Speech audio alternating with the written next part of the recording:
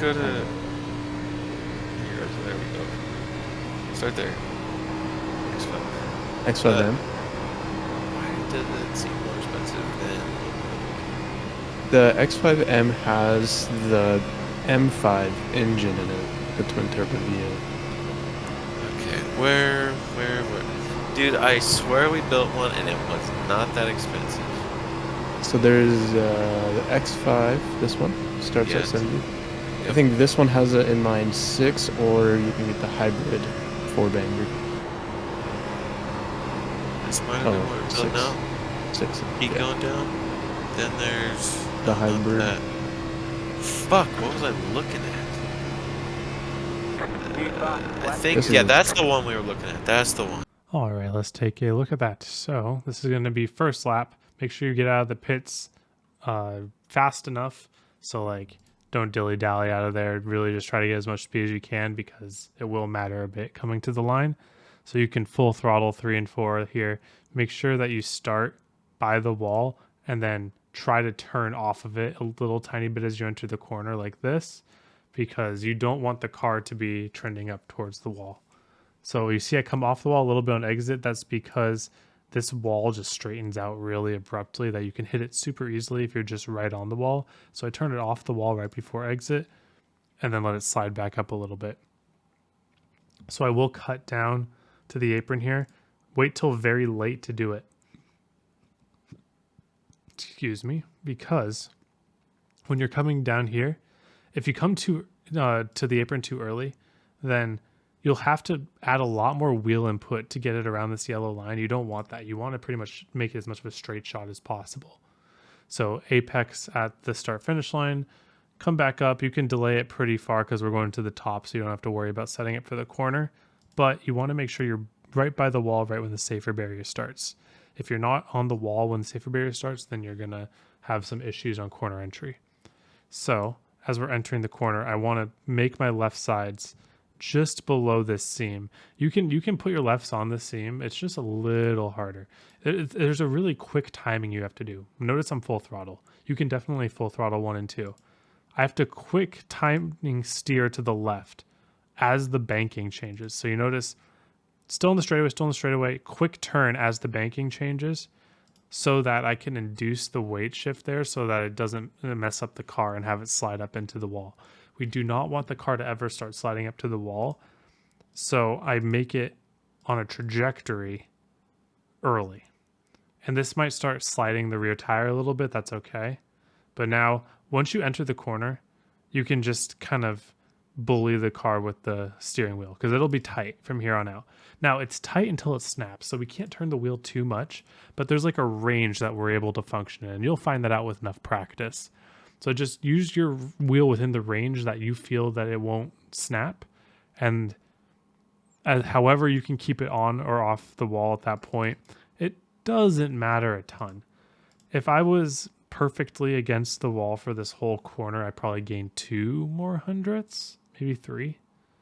But me being a little more conservative at some point, turning it off the wall, pointing it back down to the bottom, coming back up here, that's just a little bit of a safety net as opposed to just being inches from the wall the entire way. So if you're willing to be inches from the wall the entire way, you might be worth another couple hundredths there, but this is plenty. If you're able to full throttle this without sliding your rear tire, you're going to get pull pretty much. I tried bottom line 3 and 4. I thought that it might be the play, but after that I decided that top was still faster.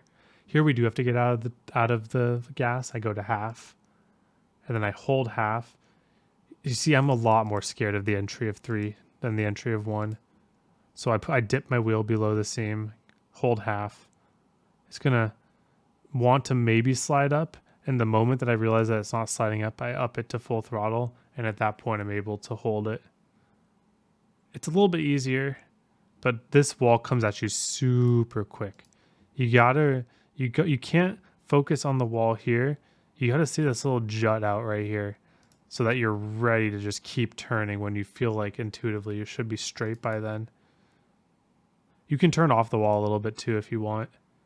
So you see, let the car slide up if it needs to, but it should be pretty much in your control. Once once you get back to full throttle, there shouldn't be any more like resistance from the car. You should be able to be in full control within that range of motion. So if you're not in full control, that probably means that you want to be on half throttle a little bit longer, because you would think, well, don't you want to be on full throttle for longer? If your car is sliding the rear, it doesn't matter if you're full throttle or not. You're only getting a certain amount of grip. So if you're not fully gripped up, you're not getting that speed that you would think that you're getting from being full throttle. And again, I'll take the shortcut here.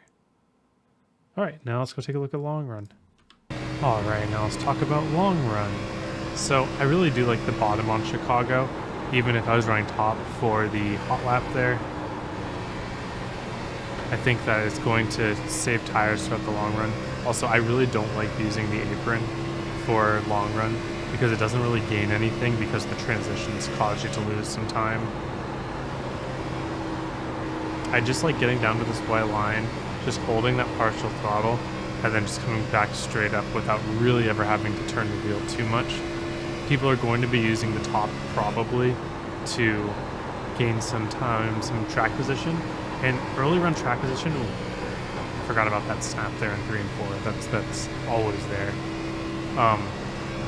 You want to get a feel for who's really pushing their car to the limit at the beginning, because they'll always come back to you later in the run in this car.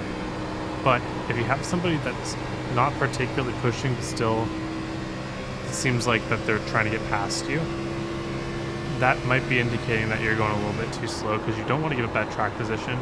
This track should be fairly easy to make passes on, except that when things go up to the wall towards the end of the run, it can be really easy to defend by the wall. And that's probably where it'll go. Usually how the Chicago runs go is that you run the bottom for like 25, 30 laps, maybe even 20. And then everyone moves up to the top to defend or make up time for the rest of the run. Sometimes the groove will be a little bit wider, but you notice I used a lot more steering wheel and entry, and you heard a lot more from my tires than you had previous. So those early apex corners, or just at least getting to the bottom early, like so. Like I'm shallowing up my entry, just getting to the white line early, rotating my car along the white line. Oh, not good. Almost lost it there, but if I hung on to my rears there, then that would have been the optimal line. You can see it's a lot easier for me to get to the white line than when I started out way out wide. Now the line for when you want to be defending or later in the run, everything will end up going up top. So same exact line. I'll probably not push it as much as I had before, obviously for hot lap. But you see, it's not even exactly that much of an advantage right now. If it is, if you make a push. I went way too deep into the corner there. That was not as much as I wanted to let out, you'll see. So if you don't execute the top line very well, it's still slower than the bottom, which is why I've been kind of advocating for, hey, bottom of Chicago and early run is where you want to be. Hey, look at that. That's a good run, don't get me wrong. But if I'm losing 200ths to somebody burning their tires up, ripping the top, I'll take that every day of the week. So just be mindful of where people are running, maybe blocking those. Like, yeah, less than a tenth of a second loss by running the bottom, I will always take that. So make sure to practice that bottom line. Don't get too reliant on this top line. Because it is easy. It's not hard. So it's very tempting to just say, hey, I want to be that guy.